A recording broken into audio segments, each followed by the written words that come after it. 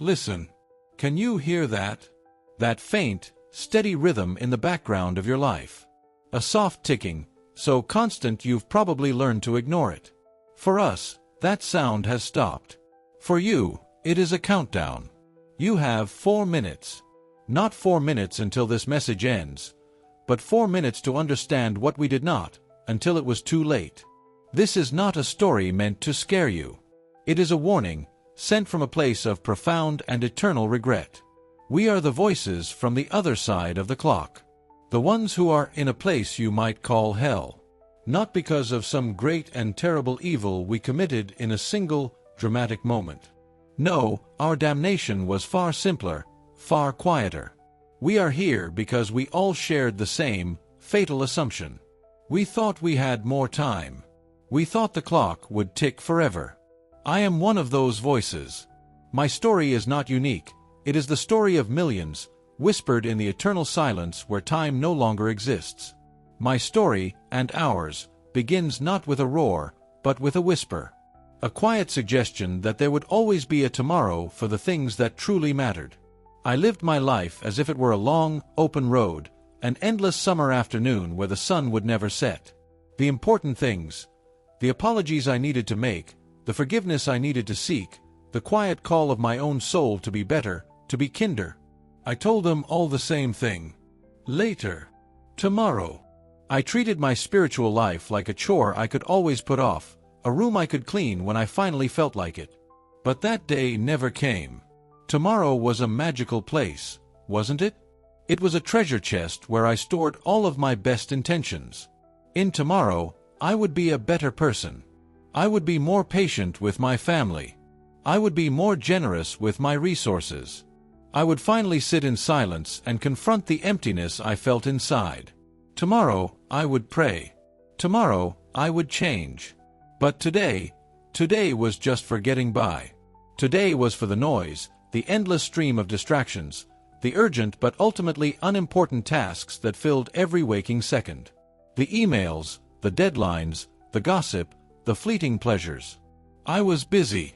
We were all so very busy, running on a wheel, chasing a horizon that we never got any closer to.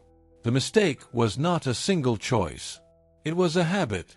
A slow, comfortable drift into indifference. It was the 1,000 tiny decisions to postpone what was essential for what was immediate.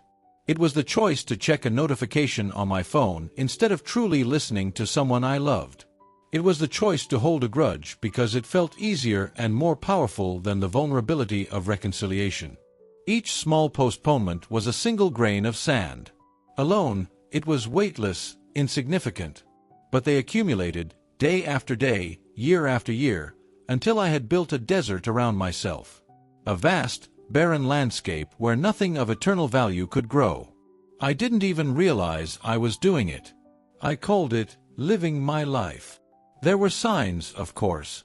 There are always signs, if you are willing to see them. A moment of profound clarity in the quiet of the early morning. A sudden, piercing awareness of my own mortality when I heard of another's passing. A pang of conscience after a selfish act, a harsh word, a lie told for convenience. These were the universe's gentle nudges, the spirit's quiet pleas. But I became an expert at ignoring them. I learned to silence that inner voice with more noise, more work, more entertainment. I treated those moments of clarity as intrusive thoughts, as unwelcome interruptions to my carefully constructed routine of distraction. I told myself it was just anxiety, or stress, or fatigue. Anything but the truth. The truth was that my soul was starving, and I was feeding it poison. The poison of later. The poison of one day. Each time I said later to an act of kindness, to a moment of prayer, to an overdue apology, the silence that followed grew a little heavier. I didn't notice it then. I was too busy. I filled that growing silence with more plans for a future that I treated as a certainty, not as the precious, fragile gift it truly was. Distraction was my shield and my prison. It protected me from the questions that mattered. Am I living a good life? Am I becoming the person I was meant to be? Is there more to my existence than this endless cycle of work, consumption, and sleep? These questions felt too heavy, too demanding. They required stillness, and stillness was terrifying. In the stillness, I would have to face myself. So I ran. I ran from silence. I ran from reflection. I ran from the profound and simple truths that were trying to save me. I filled my ears with music and podcasts, my eyes with screens and endless content, my mind with worries and plans. I created a fortress of noise, and I thought I was safe inside.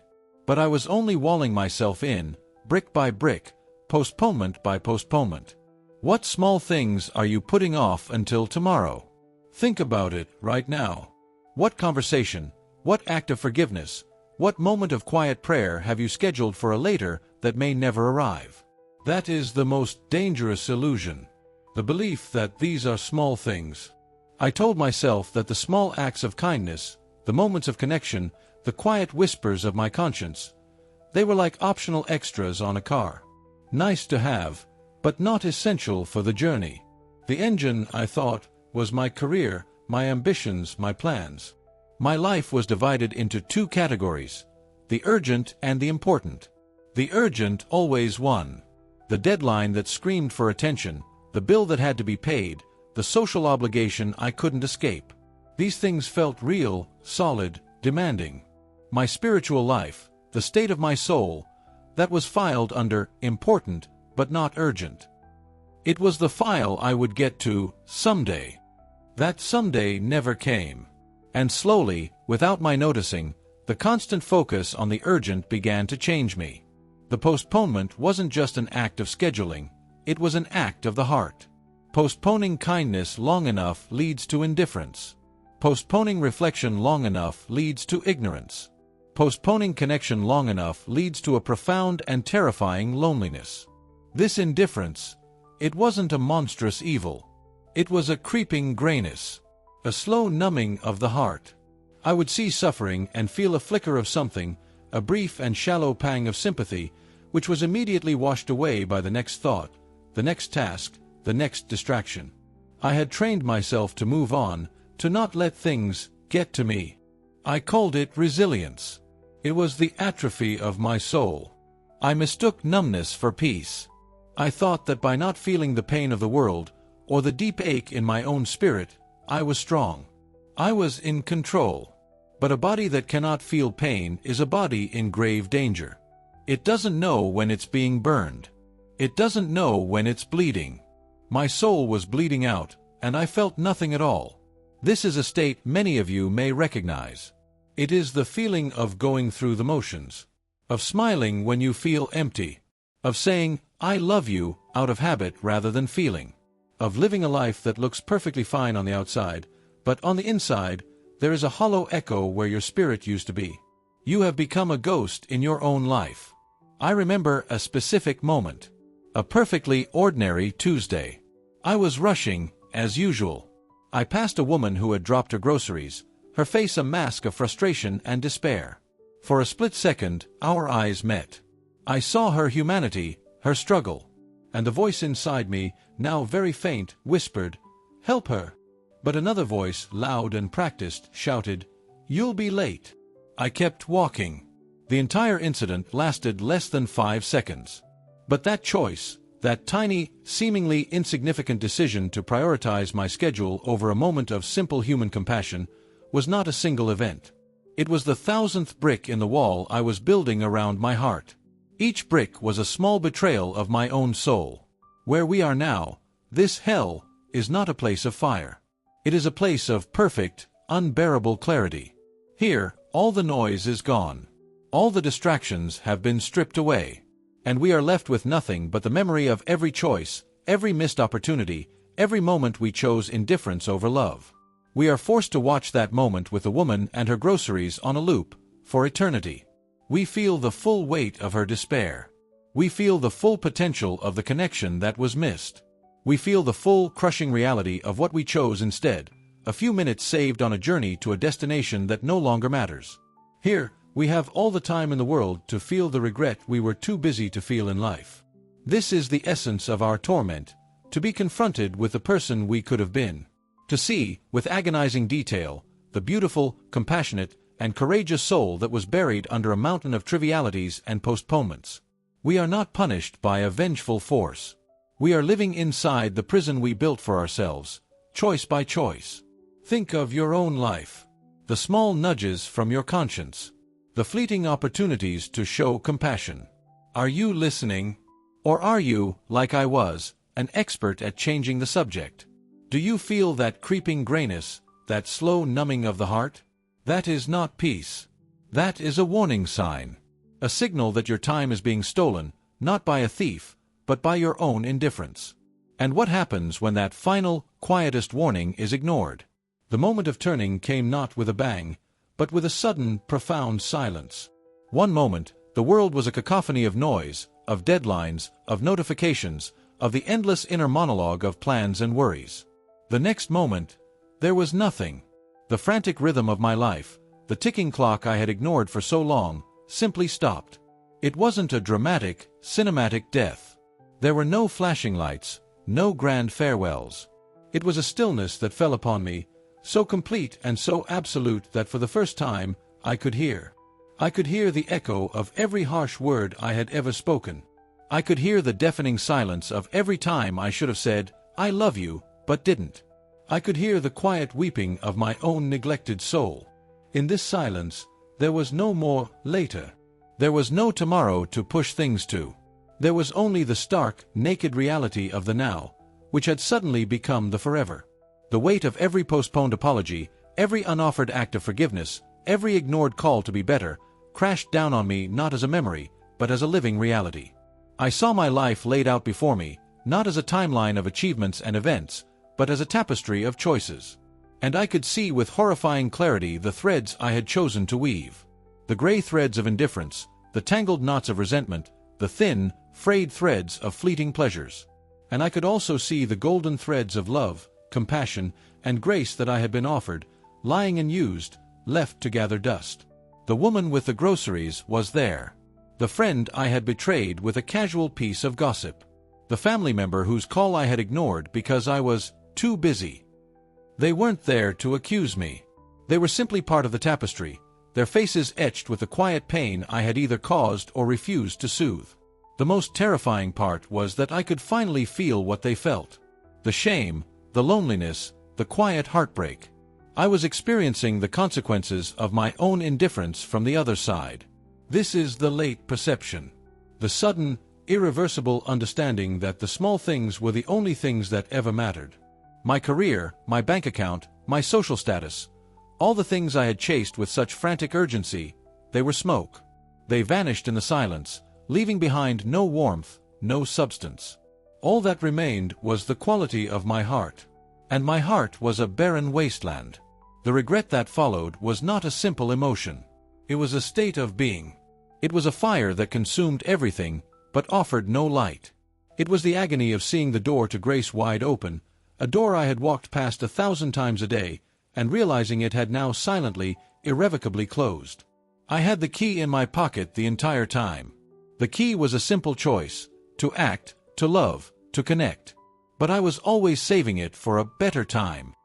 I thought I was walking on solid ground, but I was walking on thin ice, and the whole time I could hear the cracking beneath my feet. I just chose to turn the music up louder. Now, in this place, we are forever suspended in the moment the ice breaks.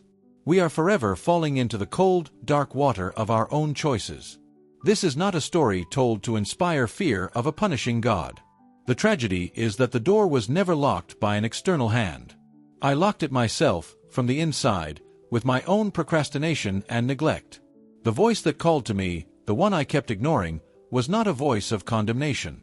It was a voice of invitation. An invitation to a feast I was too busy to attend. Now, I am left with the scent of the feast, the faint echo of the music, and the eternal gnawing hunger of knowing I chose to eat scraps in the alley instead. The regret is not that I was punished, but that I chose this. I chose the emptiness. I chose the silence.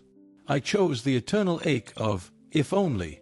If only I had stopped for that woman. If only I had made that call. If only I had forgiven that person. If only I had listened. These are the only prayers we have here. They are the eternal, unanswered litany of the damned. We are not tormented by demons with pitchforks. We are tormented by the ghosts of the people we could have become. You, who are listening to this, you are still walking on that ice. Can you hear the cracking? Do you feel the slight tremble beneath your feet? Do not make the mistake I did. Do not believe the cracking is a distant problem for a distant day. The sound is closer than you think. The time to get to solid ground is now. But how can you know if you are drifting towards this same fate, this same eternal regret? What are the subtle signs in your daily life that you are on the wrong path? Do not repeat this. Do not follow our path. You who are listening, you stand at the crossroads where we all once stood. The path we chose looked safe. It looked logical. It was paved with good intentions and the promise of tomorrow. Look where it led. Yours can be different. You still have time. That is the single most precious truth in the universe. You still have time. But time is a currency you are spending with every breath. Do not be a fool with your final coins. The warning I offer you is not a list of grand sins to avoid. It is an awareness of the quiet habits that numb the soul. The first sign is the constant negotiation you have with your own conscience. You know that feeling. A clear, simple sense of what is right, followed immediately by a chorus of excuses. I'm too tired. It's not my problem. Someone else will do it. I'll do it tomorrow. That negotiation is the sound of your spirit being eroded. Each time the excuse wins, the voice of your conscience gets a little quieter, a little easier to ignore. Eventually, it becomes so faint you can barely hear it at all. That is the silence of indifference I spoke of. It begins with a simple argument that you allow yourself to lose, over and over again. Another sign is the replacement of genuine connection with digital interaction. Look at your relationships. Are you truly present with the people you love? Or is your attention fractured, one eye on a screen, your mind already on the next notification? I traded deep, meaningful conversations for shallow, fleeting updates. I collected hundreds of friends online while the person sitting across the table from me felt utterly alone. This is a subtle poison. It makes you feel connected while you are actually drifting further and further away from true intimacy. It creates the illusion of a full life, while your heart is starving for real presence, real empathy, real vulnerability. Do not trade the gold of a shared silence with a loved one for the glittering dust of 1,000 meaningless notifications. One is eternal, the other is forgotten in an instant. A third sign is the loss of wonder. When was the last time you were genuinely awestruck? Not entertained, but awestruck. By a sunset. By the kindness of a stranger. By a piece of music that seemed to speak directly to your soul. By the profound mystery of your own existence. We become so consumed by the mechanics of life that we forget the magic. When the world becomes nothing more than a series of problems to be solved, tasks to be completed, and goals to be achieved, your soul begins to shrink. You lose the ability to see the sacred in the ordinary. This is a form of blindness. We are surrounded by miracles every second, but we are too busy looking at our to-do lists to notice. This loss of wonder is a symptom of a heart that is closing itself off to the divine.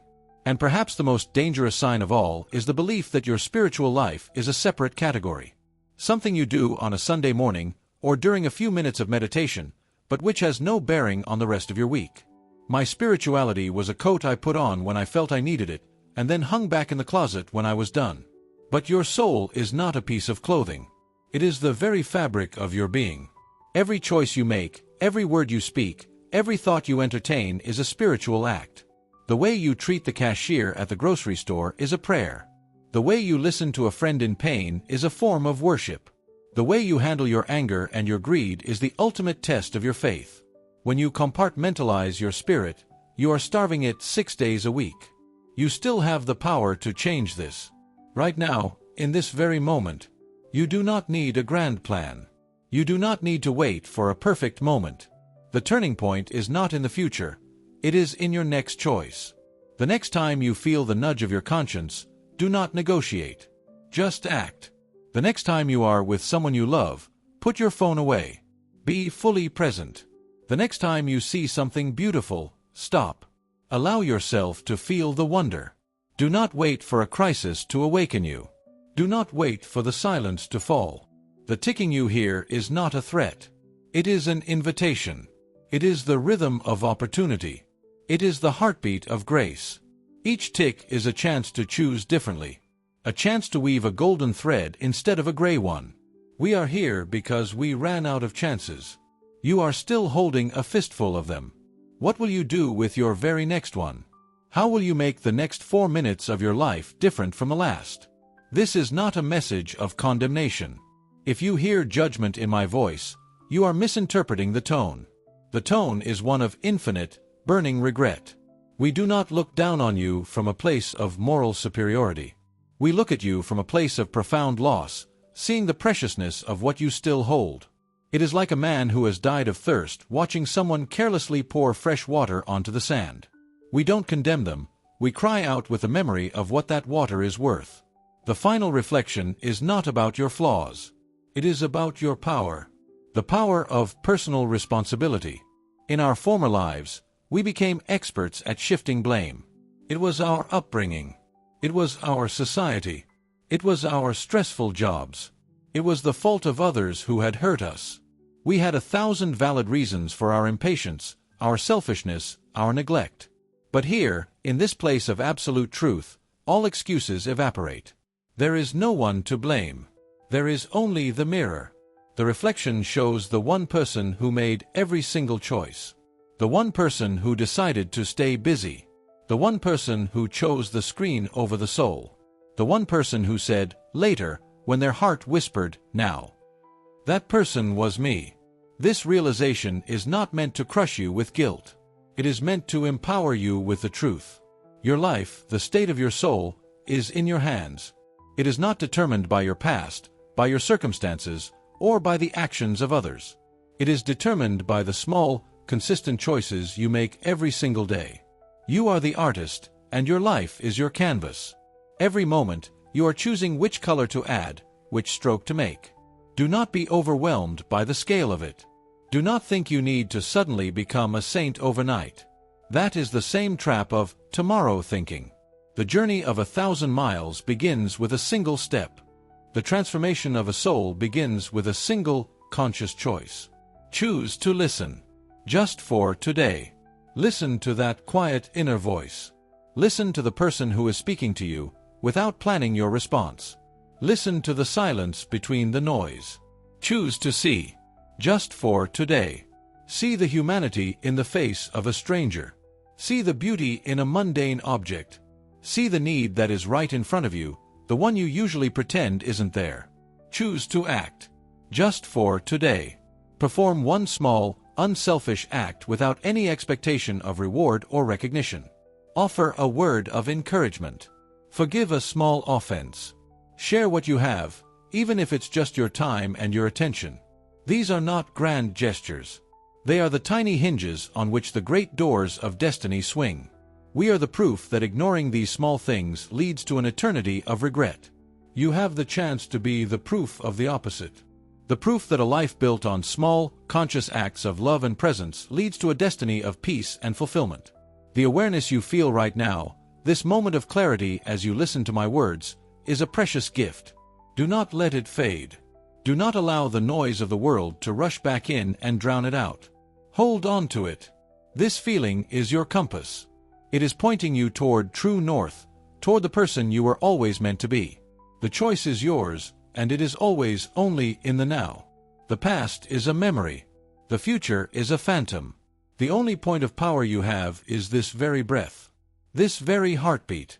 What will you do with it? Will you use it to build a prison of regret, or a sanctuary of peace? Will you continue to postpone, or will you finally begin to live? The clock is ticking for you. Not as a threat, but as a promise.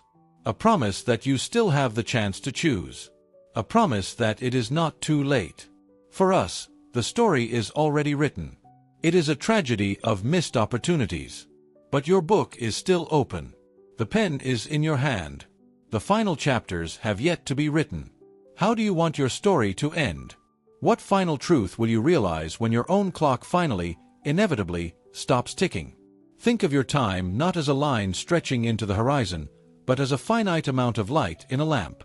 Every moment of distraction, every act of indifference, is like spilling a drop of that precious oil onto the ground. It's gone forever. I lived my life spilling my oil carelessly, assuming the lamp would never run dry. I was focused on polishing the lamp's exterior, my reputation, my possessions, my accomplishments, while the light inside grew dimmer and dimmer. The final awareness, the one that dawns in the eternal silence, is this: the only thing that had any value was the light itself, the warmth it gave to others, the clarity it brought to my own path. Everything else was just a container, a temporary vessel. We are all here because our lamps went out while we were still busy polishing the brass, convinced we had a limitless supply of oil in reserve. This personal responsibility is not a burden, it is your ultimate freedom. It means you are not a victim of fate. You are not a helpless cork tossed on the waves of circumstance. You are the captain of your soul. Every day, you choose the destination. Every choice is a slight adjustment of the rudder.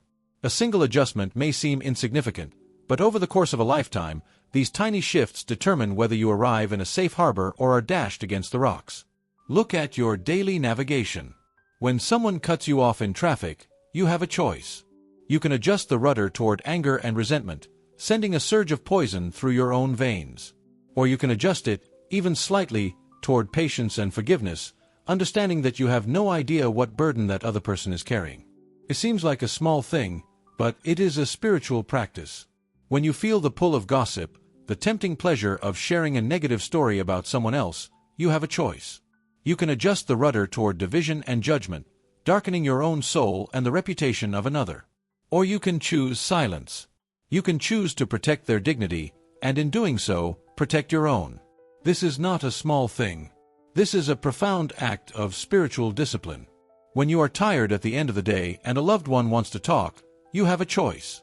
You can adjust the rudder toward dismissal and self-interest, signaling that your comfort is more important than their need for connection. Or you can take a deep breath, put your own fatigue aside for a few moments, and offer the incredible gift of your undivided attention. This is how love is built. Not in grand, cinematic declarations, but in 1,000 small choices to be present. We are not in this place of regret because of a single, catastrophic failure of navigation. We are here because of a million tiny, lazy adjustments. We let the currents of culture, of convenience, of our own worst impulses, pull us off course. We drifted so slowly that we never even noticed we were heading for the rocks until we heard the splintering of the hull. The consciousness I am urging you to cultivate is the constant awareness of your hand on that rudder. To ask yourself in every situation, which way does this choice steer me? Toward more light or more darkness? Toward more connection or more isolation? Toward more love or more indifference? This is not about achieving perfection. You will make mistakes. You will get it wrong. The key is not to never fail, but to correct your course immediately. In our lives, when we made a wrong turn, our pride often kept us going in the wrong direction, hoping we would somehow magically end up in the right place. We would rather sail for miles into a barren sea than admit we made a simple mistake at the start. Admit your mistakes quickly. Apologize sincerely. Forgive yourself and others freely. These are the acts of course correction that will save you. Do not let pride be the anchor that drowns you. It is the heaviest and most useless cargo a soul can carry. You have these moments of choice every few seconds. They are not dramatic. They are quiet. They happen in your mind, in your heart, in the pause before you speak or act. That pause is everything. It is the space where grace operates. It is the moment where you can choose to be more than just a bundle of reactive impulses. In that pause, you can remember who you are meant to be. Use that pause. It is your most powerful spiritual tool. You still have that pause. For us, the pause is gone. There are no more choices to be made, only consequences to be lived. What will your next choice be, in the very next pause you are given? The 4 minutes are almost up.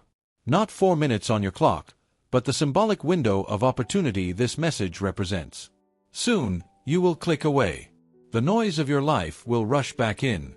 The notifications will buzz, the deadlines will loom, and this voice from a place beyond time will begin to fade. The question is, what will remain? Will this be just another piece of content consumed and forgotten, Or will it be the seed of a profound and lasting change? We are the harvest of a life of empty intentions. We are the ghosts that haunt the space between what we planned to do and what we actually did. Our eternal reality is built from the consequences of thousands of small choices that seemed meaningless at the time. We did not leap into this abyss, we drifted into it, one postponed act of goodness at a time. Your reality is still fluid. It is still being shaped by your will, by your attention, by your love. The tapestry of your life is not yet complete. You are still at the loom, and the golden threads are still within your reach. Do not let them fall from your hands. Do not get so distracted by the world outside the window that you forget the masterpiece you are meant to be weaving. This is our final plea.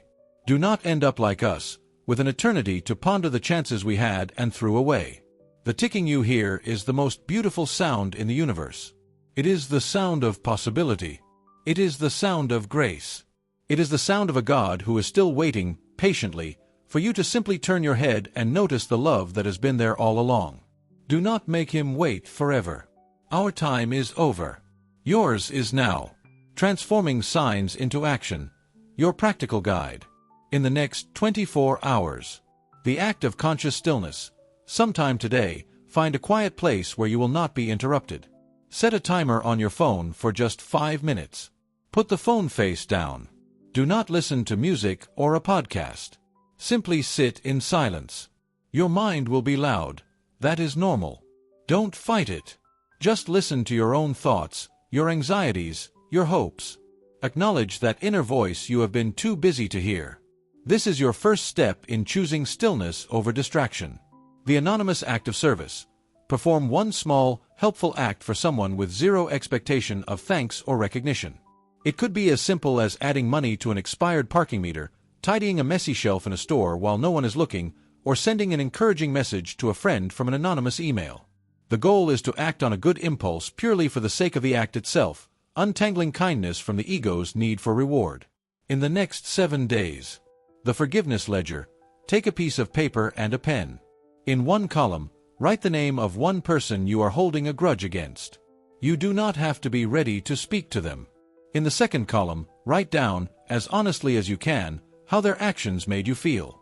In a third column, write the words, "I acknowledge this pain, and I choose to begin the process of setting myself free from it." This act is for you, not for them. It is the first step in cleaning a wound instead of pretending it isn't there. The sacred meal.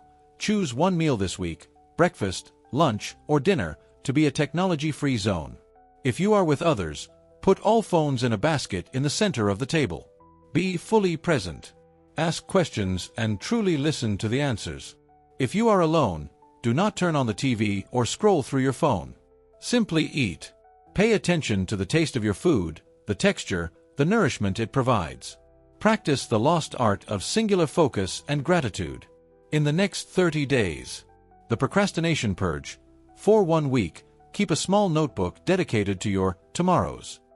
Every time you think of something meaningful you should do, call your mother, start that prayer journal, research a volunteer opportunity, and you tell yourself, "I'll do it later," write it down. At the end of the week, look at your list. This is your personal map of postponement. For the remaining 3 weeks of the month, choose one item from that list each week and complete it without fail. You are actively retraining your will to prioritize what is important, not just what is urgent. The weekly wonder practice. Once a week, for 30 minutes, go on a wonder walk. The only purpose of this walk is to find something beautiful or awe-inspiring that you would normally overlook. It could be the intricate pattern on a leaf, the way the light hits a building, the sound of birds, or the resilience of a flower growing through a crack in the pavement. Do not listen to music. Do not be on a phone call. Your only task is to see the world with fresh eyes, and to allow yourself to feel a sense of wonder. This reawakens the soul to the sacred that is hidden in the ordinary. We are the echo of a clock that has stopped. Your clock is still ticking. Make it count. Subscribe to the channel so you don't miss future warning messages. Comment what this message made you reflect on and tell us which city you are watching from. Share this video with someone who may need this reminder.